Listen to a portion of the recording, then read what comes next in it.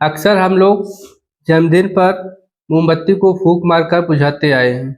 आइए आज हम मोमबत्ती को एक अलग तरीके से बुझाना सीखेंगे और इसके पीछे मोमबत्ती का विज्ञान समझते हैं। इसके लिए हमें 3-4 मोमबत्ती अलग अलग साइज की, एक लाइटर और एक कांच की गिलास चाहिए। सबसे पहले हम मोमबत्ती को जला देंगे।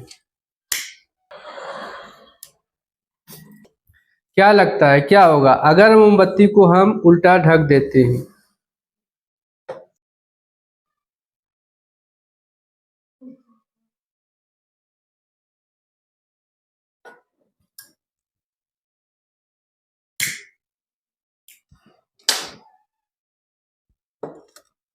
हम देख पा रहे हैं कि मोमबत्ती कुछ देर तक तो जलती है, फिर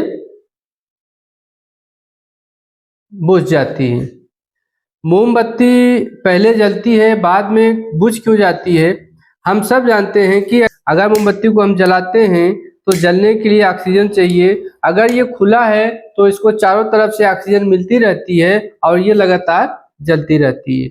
लेकिन जब इसको हम ग्लास से ढक देते हैं तो ये मोमबत्ती इस ग्लास की सीमित ऑक्सीजन का प्रयोग कर पाती है और जब तक इसको ऑक्सीजन मिलती है ये जलती है, उसके बाद ये बुझ जाती है। तो क्या समझे कि इस गिलास के अंदर सारी ऑक्सीजन खत्म हो गई या अभी भी है? इसको जानने के लिए हम 2 मोमबत्ती का सहारा लेते हैं। हमने 2 मोमबत्ती अलग अलग साइज की ले ली है। अब इसको हम ग्लास से ढकते हैं।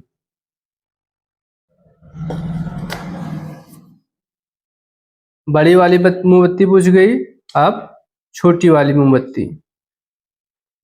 ऐसा क्यों हुआ कि पहले बड़ी वाली मोमबत्ती बुझी फिर छोटी वाली, जबकि दोनों मोमबत्ती एक जैसे जल रही थी और एक साथ जलनी शुरू हुई? हम सब जानते हैं कि मोमबत्ती के जलने पर ऑक्सीजन खत्म होती है, CO2 और वाटर वेपर्स बनते हैं, धीरे धीरे खत्म हो रही है। अब किसी चीज में जब ऑक्सीजन में कार्बन जुड़ जाता है तो CO2 बनता है। CO2 निश्चित तौर पर ऑक्सीजन से भारी होगी और भारी गैस हमेशा छोटी वाली मोमबत्ती बुझनी चाहिए, फिर बड़ी वाली मोमबत्ती बुझनी चाहिए, लेकिन इसका जस्ट उल्टा हुआ।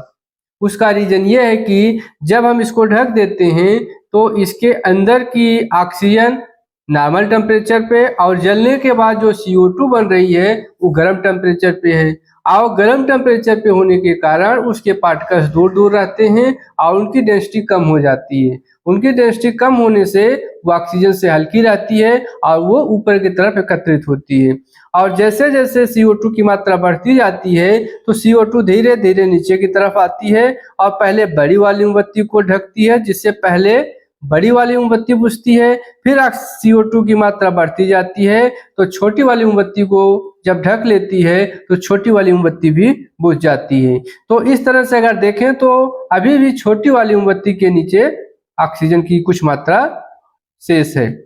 अब हमने तो ये देख लिया कि मोमबत्ती जलती क्यों है और 2 मोमबत्ती लेने पर बड़ी वाली मोमबत्ती पहले क्यों बुझती है। इसीलिए कहा जाता है कि यदि किसी बिल्डिंग में आग लगी हो और उसमें फंस जाएं तो हमें रेंग कर निकलना चाहिए ताकि हमें ज़्यादा देर तक ऑक्सीजन मिलती रहे। आइए अब मोमबत्ती के साथ कुछ और करते हैं।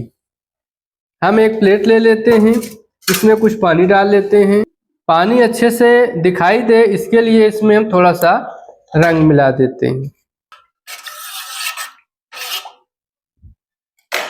जब प्लेट में मोमबत्ती को जलाकर ऊपर से ग्लास से ढक देते हैं तो जब मोमबत्ती बुझ जाती है तो हम क्या देखते हैं कि पानी ग्लास में ऊपर चढ़ गया।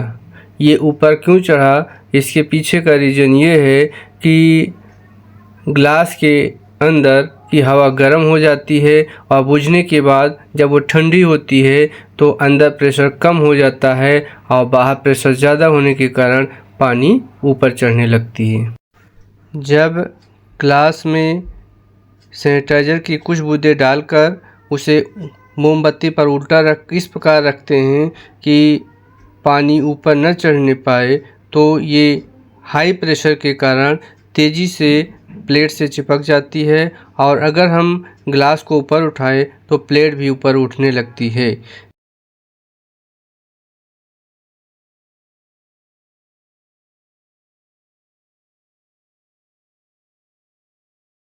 इस गतिविधि में एयर प्रेशर में इतना ज़्यादा अंतर आ जाता है कि अगर हम 2 ईंट भी रख दें और फिर ग्लास को ऊपर उठाएं तो दोनों ईंट भी आसानी से ऊपर उठ जाता है।